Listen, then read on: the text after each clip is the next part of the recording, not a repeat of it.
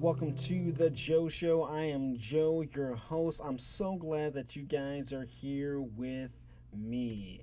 I had to do a little bit of side work in order to get some things off because I was over here messing with OBS and I was trying to get all this stuff going, trying to prepare for the show. There's something I wanted to do. I wanted to put a video on our actual video so that all the people can see, but that's not working. So I gotta figure something else out, and hopefully it'll be all good for you. Welcome, guys. How was Thanksgiving for you? I hope you had a great Thanksgiving. I had a fantastic Thanksgiving. Just spending time with the family.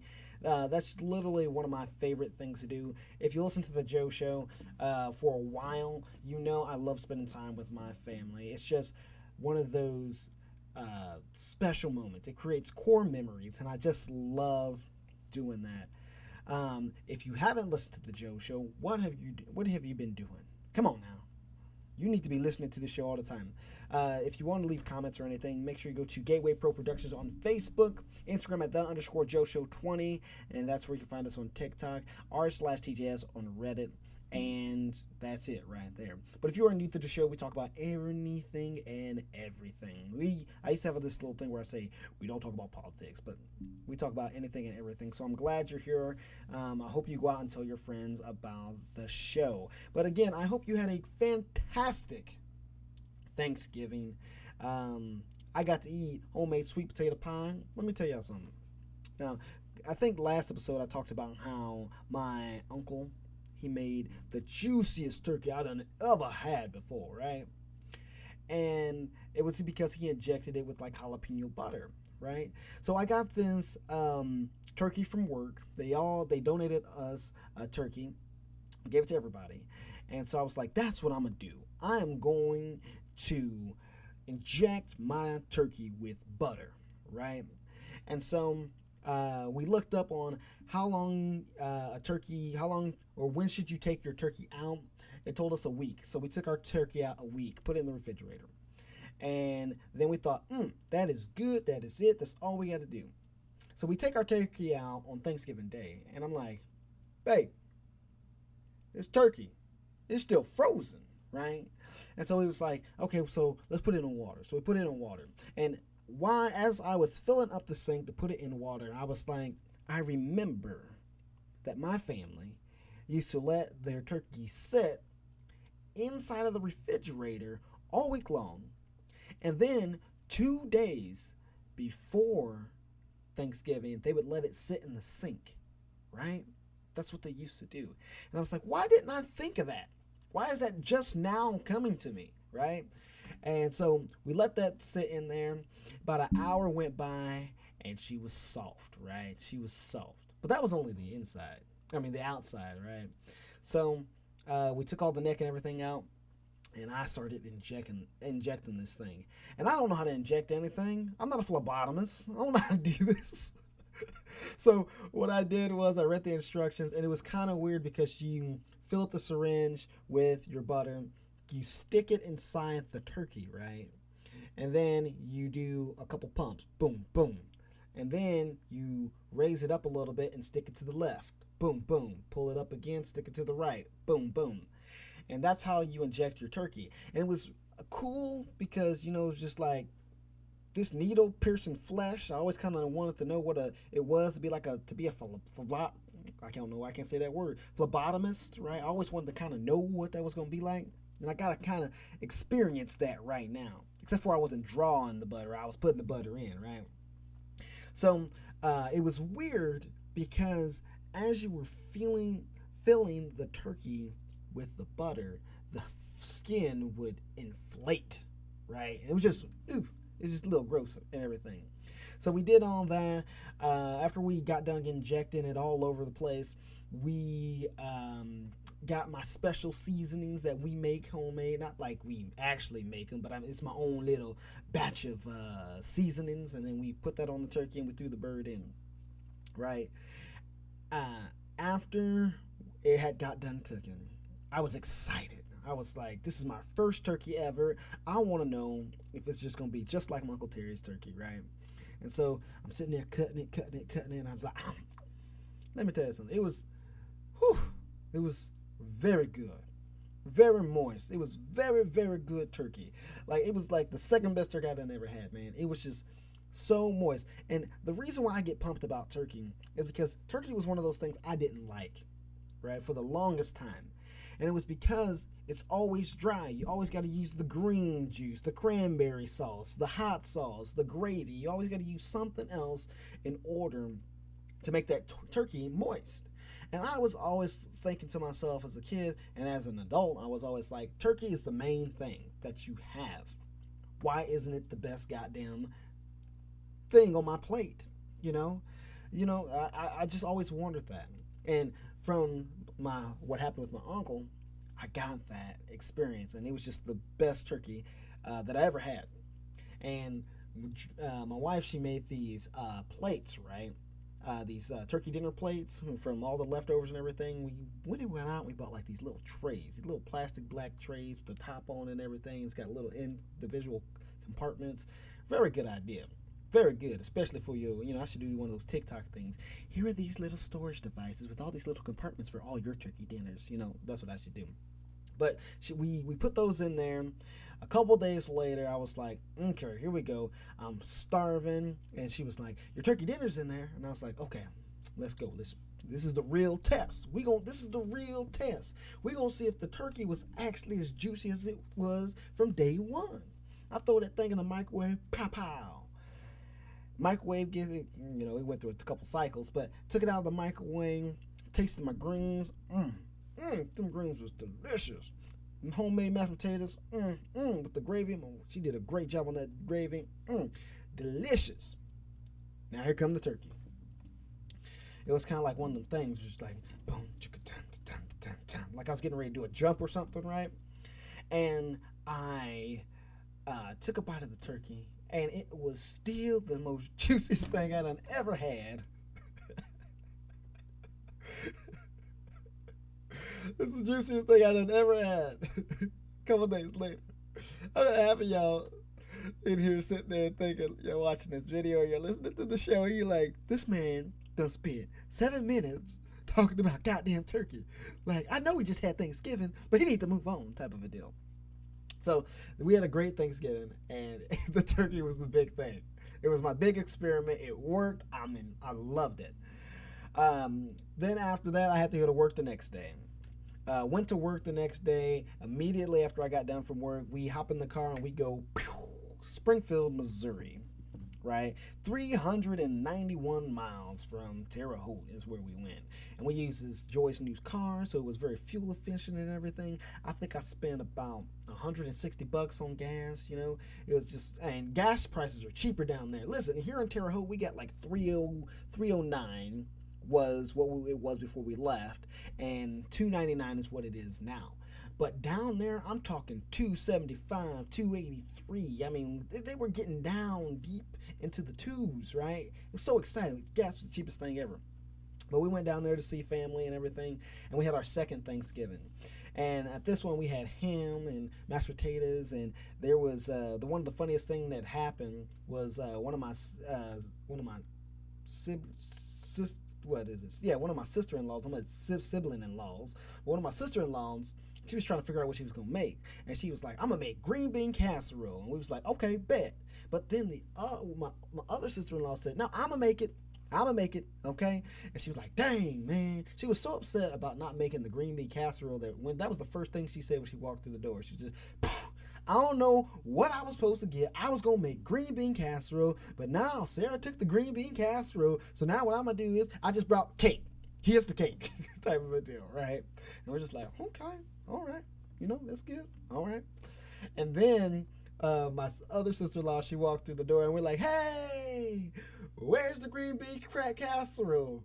And she's like, well, we didn't make it because they had just got back from like a college football game and they had just got home, and so they didn't have time to make it. And just my other sister-in-law was just like, listen, I was gonna make green bean casserole, but then you said you was gonna make green bean casserole, so I didn't make no goddamn green bean casserole, and I brought cake. It was just funny. But my father-in-law, he likes ham instead of turkey, so he did a ham. Everything was really good.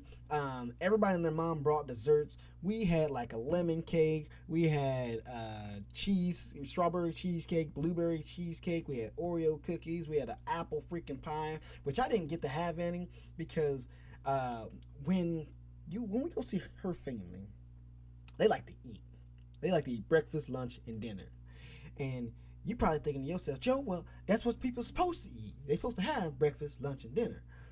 But for somebody like me, I don't normally eat breakfast, lunch, and dinner. I usually have like a snack for breakfast, maybe lunch, and then a big old dinner is what I usually have. But with them, I was eating breakfast, lunch, and dinner. And so by the time we had Thanksgiving on Sunday, I was freaking bloated, and I had my turkey and mashed potatoes and macaroni and cheese and stuff like that. And my father-in-law was like, "Hey, you gonna get some of that apple pie?" And I was like, "Man, I would tear up some apple pie, but I can't because I done ate all weekend, and I am extremely full right now." So didn't get to have the apple pie, but it was just a great time to just be there with family, to just be there with like-minded people, right? That you just jive with. There's a lot of drama going on in the family and everything, and it was just nice because we're all separated. Because we got some people that live in California, some people live in Springfield, Missouri. We live here. Um, and following was talking about moving back to Springfield, Illinois. So we're all spread out, and it's just nice that we can come here. And with the drama that's in the family, it's nice because we all kind of deal with it separately. You just be like, hey, what about this and that, that? I don't know, what about this and that. But then we come all together, and we talk about all the drama and stuff like that, right? It's just fun, and it's just to be there with people who love you unconditionally. Just talk to them about life and think that's going on with your life. I love the fact that you don't get to, you talk to your family every once in a while throughout the year, but then you come down and sit down, like my sister-in-law was telling me about her new job she got and the new job her husband got and how they both like it and what's going on in their life. It's just a really, really good time. And I really don't have any traditions or anything that we do with ours, but I would love to hear your traditions. What are some of the things you do for Thanksgiving? I would love to hear them. Make sure you go and check us out at Gateway Pro Productions on Facebook and Instagram at _Joshua20. I want to hear, what do y'all do? Do y'all have ham or turkey? Right? Do you make macaroni with Velveeta, or do your aunt or grandma make the 5 cheese macaroni and cheese? What do you do for your traditions? Like last week, what I asked some of the questions was, if you're not religious, what do you do? Because around Thanksgiving, that's that big time as we thank God for everything that we have. It's a very thankful time. If you are a person who doesn't like the Americanized, I don't want to say Americanized version, but if you don't like the story behind Thanksgiving, like what actually happened to the indigenous people, if you don't like the genocide story around that, how do you celebrate Thanksgiving? One of the things we're starting to do right now, I guess it's a tradition that we're starting to do now, is we're starting to incorporate indigenous people's food, right? So she made this fry bread, and all it is, it's just like flour, salt, baking soda, maybe I'm not for sure. I don't know the actual ingredients, but it was something that the indigenous people used to make back in the day, and something that they eat, right? And then this bread was also something that people in Israel, in Gaza, that's what they're eating too. So it was a really good history lesson, and then also two kind of just opened up our culture, because we kind of were eating the same thing they were eating in Gaza and stuff like that, right? So it's just a really good talking point. We were telling people, they're like, oh, what is this bread? This bread is so good. Well, this is a bread that the indigenous people used to eat back in the day. It's kind of crazy. Very good. She wanted to do tamales. And I thought, tamales, that's kind of Mexican, or Latino type of dish there. And I was like, no, I guess there is an indigenous or Native American. They're really Native American because it's corn. They use a lot of corn and stuff like that. So that's one of the things we're starting to do now. We want to get more involved with the Native Americans and the indigenous people history, right? That's what we want to do because this is Indigenous People Native American month. It's their history month, right? And like I said in the last episode, we're not really doing anything about it. So we really want to just dive deep into it and just try to figure out a lot about their culture because this is their land. You know, they were here first. And I don't feel like we celebrate them enough, right? So that's what we kind of did with our one of the traditions we're starting to do now. Now, also, too, we had our Thanksgiving on Sunday. We thought it was going to be on Saturday, but, you know, people's schedules and things got all mixed up, so we did it on Sunday. And now, let me tell you something. Usually what I like to do is when you go visit family or you go on a long road trip, I like to have a day of rest, right? Just to kind of recharge your batteries. But since we moved it from Saturday to Sunday, we couldn't leave as early as we really wanted to. You know, you usually leave about 1 o'clock or something because it's about a 5-hour drive. So if you leave about 1 o'clock or something, you'll get back home here at a decent time, you know, be able to relax, just maybe eat something, just breathe, sleep in your own bed, you know, type of a deal before you got to go to work the next morning. But I just wanted to spend so much time with family, and a lot of the family members, some of the family members got there late, and I wanted to just really talk to them and, you know, just be with them because, like I said, it's one of my favorite times to just sit down and just talk to family, right? So we stayed a little bit later, and then we hopped in the car, and we were getting gas, and my wife looked at me, and she said, "Babe," she said, "you probably gonna have to go to work right when you get home." And I said, "Yeah, I know. Don't worry about it." She said, "Babe," she said, "why didn't you have us leave earlier?" I said, "The family time." I said, "But let me tell you something. I already accepted this. I already accepted it." I said, when people were telling me when they was going to start rolling in, like they was talking about 5:30 is when they was going to roll in. And I said, I kind of tracked about an hour of us eating, you know, an hour to 45 minutes, hour and a half of us eating and really just talking and stuff like that. And I said, I already know. So the GPS had us clocked at getting back home at 2:20. I usually get up for work about 3:30. So I was going to have an hour of sleep. So we drove back. She drove most of the way. I hopped in and drove about 2.5 hours. Then Joy got back in, and she drove the rest of the way, and she gave me about an hour and 45 minutes of sleep before I had to go into work. So I'm running on an hour and 45 minutes of energy, right, on Monday. That's what I'm running on. And I don't know what it is, right? I don't know what it is, but my body is different. I think my body has been through a lot of crap lately, right? That's what I think. Because I literally woke up, or we got there at 2:20. Back home at 2:20. I made sure the kids and Joy were in the bed and asleep. I got my uniform on. I hopped in the Jeep and I drove to work. It's only a 15-minute drive to work. I went to work, and I was supposed to sleep, but I'm a heavy sleeper, so I was like, nah, I can't do that. Can't do that at all. So what I did was I sat in the car and I was like, I need to get the podcast out. So I started recording the podcast on my phone, but the audio sounded so shitty. I was like, nah, I can't do it. So by the time I recorded and decided I wasn't going to be doing the show off of my phone, it was time to go to work. So I start working, and I worked from 4 to noon yesterday, and I had so much energy. All I had was a Mountain Dew. Like, that's all I had. I had a Mountain Dew and I was done. And I had so much energy. I don't know where this energy came from. It felt like I had 8 hours of sleep. But I was just moving and moving and moving. And the guy that was helping me out on route, he was like, dude, I don't understand where this energy is coming from. He's like, I don't believe you that you had an hour and 45 minutes of sleep. And I said, yeah, dude, that's all I had, man. I don't know where all this energy is coming from. And then that's when I had my turkey dinner after I got home from work. And I fell asleep. Just fell asleep. And I think I fell asleep for about 5 hours or whatever. So I got my stuff back, but just that energy. I don't know. How much sleep do you need, right? Because I know a lot of people, they love their sleep. I like sleep too, but it's just one of those overrated things to me. I think sleep is overrated. I don't know. But also too, to me, a lot of things are overrated. You know what I'm saying? Like, eating. I love eating. I really do. but it takes too much time.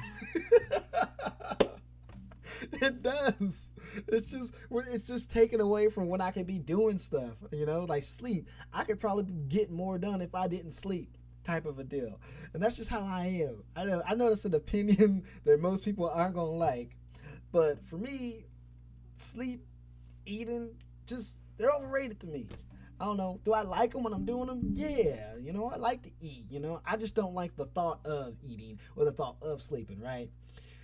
And you can really see that when I'm at nighttime, right? So like, my kids will go to bed, Joy will go to bed, and it's nighttime. The house is empty, and I'm like, okay. I want to do a podcast. I want to play video games. I want to clean the house. There's just so much I want to do, right? And I was like, I don't want to go sleep. But then when I go to sleep, I'm just like, oh my gosh, this is so nice.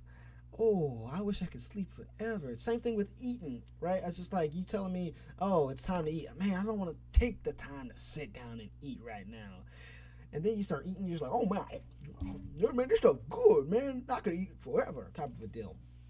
But I don't know. That's just one of my things that I've developed over the years. The whole eating thing, that was one of those things where the whole eating and sleeping thing, it was just one of those things that I've just developed over the years. It was like, how much sleep do I need to get going? Like, it's just like, can I do 4 hours of sleep, and then will that be enough for me to just give me enough energy? Or how about I cut out this amount of time? Like when I used to work for FedEx, I calculated how much time it would take for me to eat. Like I would get certain foods and I would be like, okay, so this amount of food would take me 8 minutes to eat. And I was like freaking Matt Stone eating the Matt Stone, the speed eating hot dog, or the competition eater. Yeah, Matt Stone, the competition eater. I'd be like that and just 8 minutes, food gone. And then I'd be like, okay, food's gone, let's go. And that's just something that I developed over the years. It's probably real bad for me. Actually, I know it's pretty bad for me. Like, I literally yesterday could have got that an hour and 45 minutes worth of sleep and then been like, I'm done. I'm done sleeping for the day. I'm going to wait until it's time to go back to bed. And I would have been fine. Same thing with eating. I'm out on route all day, and most of the time it's like, I'm not going to eat anything. I'll snack, but I won't eat anything until I get home. And then it's crazy because the amount of food that I'm eating, it's crazy. So, I don't know. You guys tell me what you think about the whole eating thing. Is eating overrated? Is sleeping overrated? I don't know. That's just how it's been for me over the years. So you let me know right in the comments. I would love to hear from you. Also want to hear how your Thanksgiving went. And then also, too, there was this whole thing, maybe if I can find the video really quick, but there was this whole thing on TikTok. And this is going to be one of those quick things. Well, hopefully it's going to be one of those quick things, like I can find it really quick. But there was a video talking about how bees are fish. And let me see if I can get this playing here and see if this will work, because then we'll be able to see or hear about how bees are fish. Let me see if I can hit this video. Turn this up. And let's try that again. Let's pause that. Yeah. Okay, here we go. Fish. Animal. Nope. Fish. Don't start. Don't. You're. So the whole video just ends up being an argument. You know what? You would think I would know how to do this already. I ain't gonna lie, this video has nothing to do with that. Hold on a second, everybody. We're gonna make sure this all works. This is the last thing I want to do. Isn't that crazy how you got one thing you want to do, right?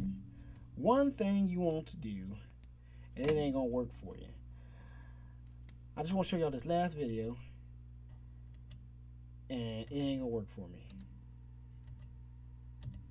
Come on now. Let's see. Let's see what we're gonna do.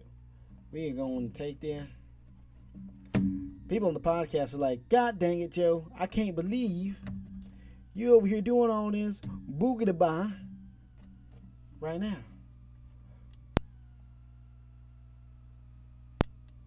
Nope. All right, listen. All right, everybody. I'm gonna try this one more time. Fish. And There we go. All right, so we finally got it. All right, so last thing here, and we'll talk about this, and then we'll be out of here. Okay. So here we go. Listen to this. You fear the least. Fish. Animal. Fish. Don't start. Don't. You're. so the whole video just ends up being an argument on whether fish are animals. I ain't gonna lie, this video has nothing to do with that. But did you know bees are fish? Or at least they are if you live in California. Let me explain. So there's the California Endangered Species Act, right? And I don't really need to lecture you on what it is. It's kind of self-explanatory, but SparkNotes version, it's made to protect native mammals, birds, fish, amphibians, and plants from becoming discontinued. Problem is, that don't include bees. So the loophole they use is that they included invertebrates under the definition of fish. So technically, by law, bees are fish. And as of September last year, the Supreme Court ruled that since the law sees bees as fish, that means bees are part of the Endangered Species Act. It's a reach, but a win for bee is a win for we. We ain't hit a minute yet, so I ain't done. Capybara are fish too. At least according to the Vatican. Because you know how they gotta give up certain foods for Lent, but I guess they were just collectively feeding for beaver paws. So at one point, they agreed to classify beavers and cappies as fish so that they had the liberty to eat them even during Lent. Moral of the story, anything can be a fish if you believe enough. That's how you go D1 in Narrative Ball. Also, I'm pretty sure I bit my tongue in my sleep, so if I have a lisp in this video, no I don't, mind your business. What's the animal? There we go. So bees are fish. What do you think about that? Bees are fish. Basically, I mean, I understand what they did. They did it for a good cause, right?